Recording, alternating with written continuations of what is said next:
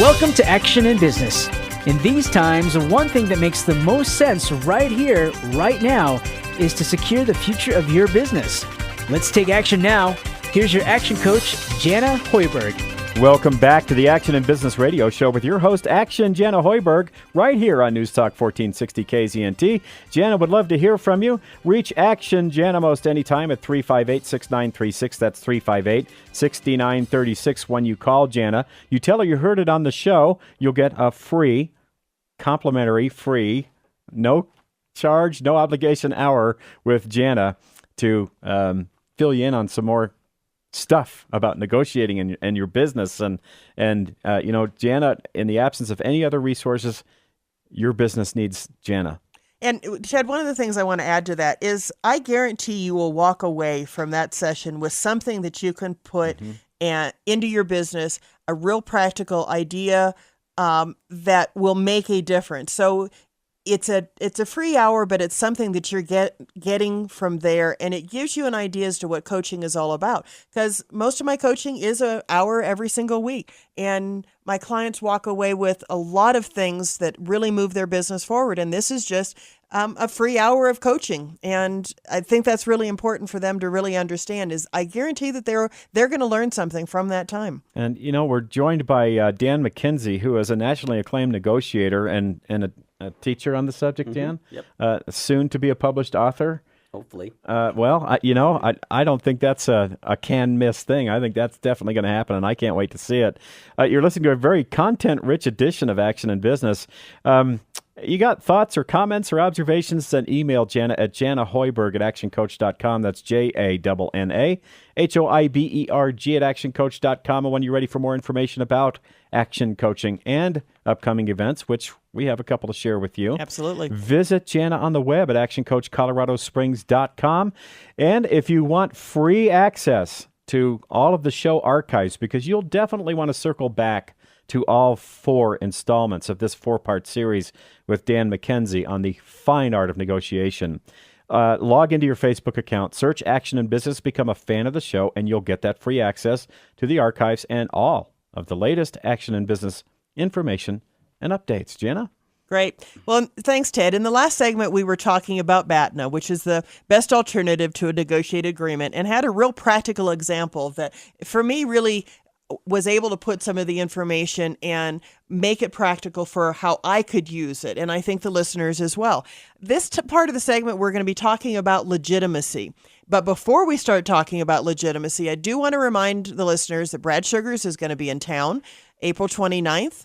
It's going to be at the Colorado Convention Center, and this is just an opportunity for all of the listeners to be able to come and get some real practical tips from Brad Sugars, who is he's a great speaker. He is an author. He is the president of Action Coach, and he's a very successful entrepreneur as well. He's doing a 52-city tour and helping business owners, and it's called Business is Booming.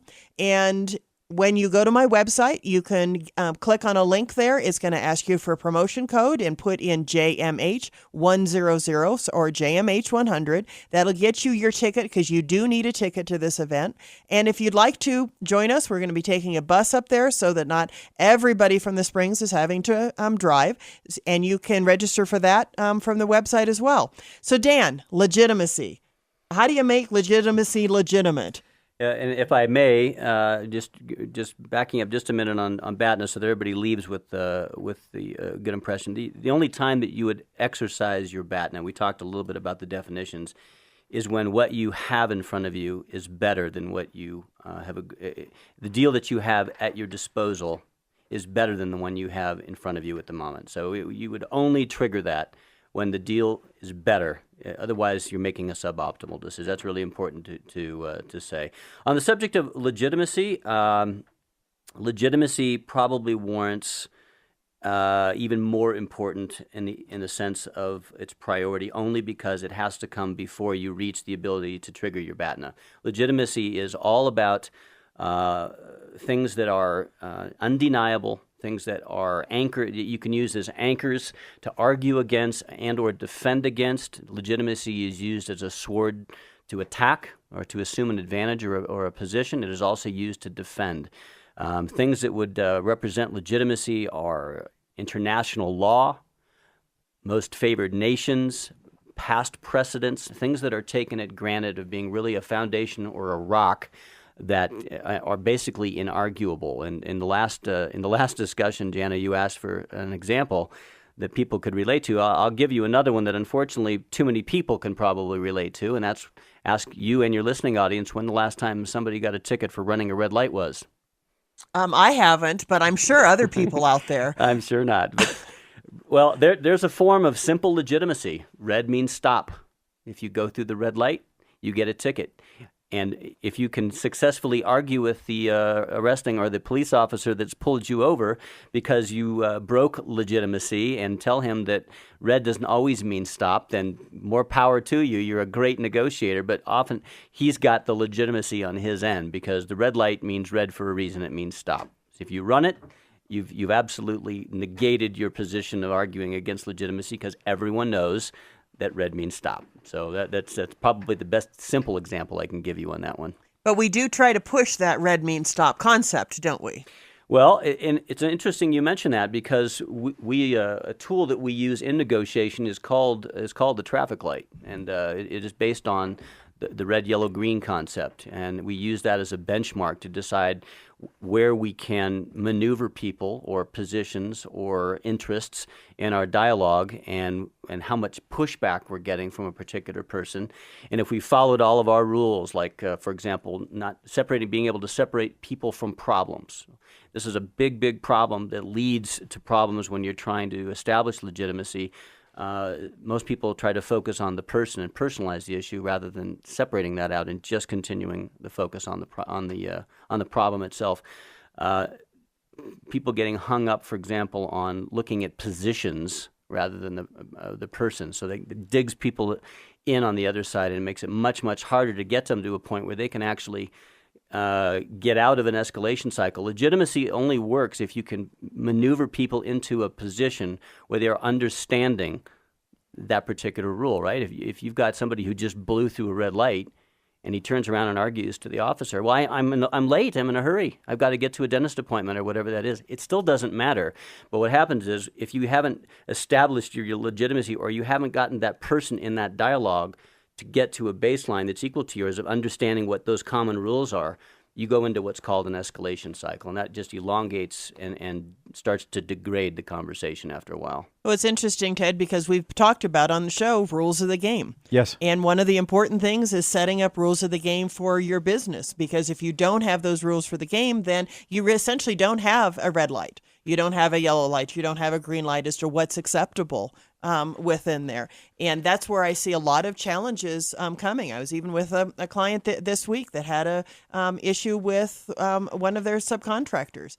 And they really had to go back and they had to change the rules of the game as to what's expected, because it came into a situation of, am I going to have to pay for this problem or are you going to? And so that if you've got the rules of the game, which is what leads to that legitimacy, then you know what's right and what's acceptable and what's expected. Yeah. Jenna and Dan, how about this as an example? And I'm going to confess to something. I got caught speeding a few months ago. And my argument was that, officer, I have a very clean driving record, and I work hard to protect that driving record. I'd like a warning this time. May I have a warning?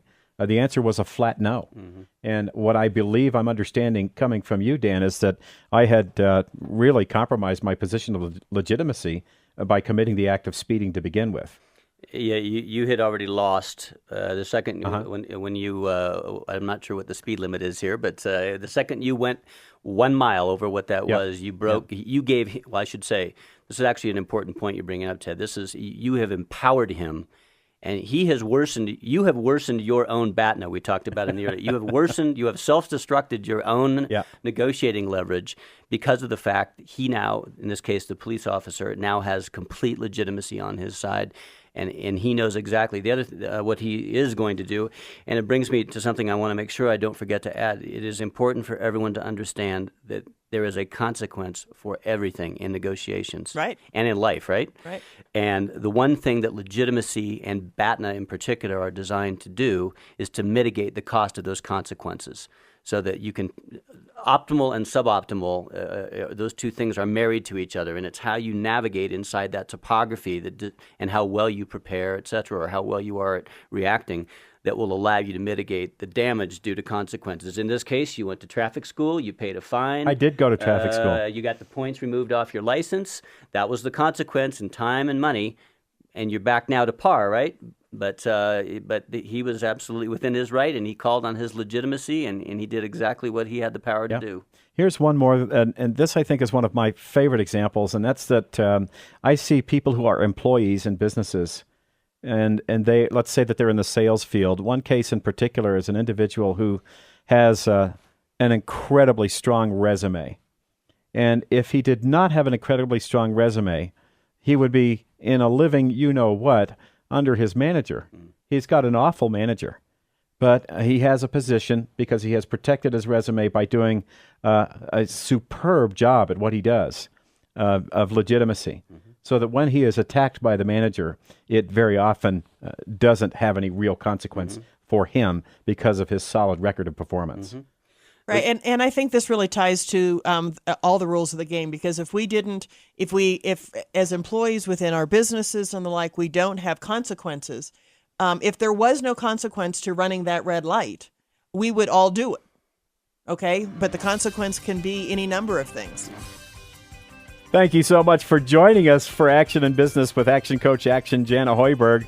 Join us again next Saturday and every Saturday at 7:30 a.m. and now Sundays at 1:30 p.m. right here on News Talk 1460 KZNT. It is the most success-filled half hour in radio.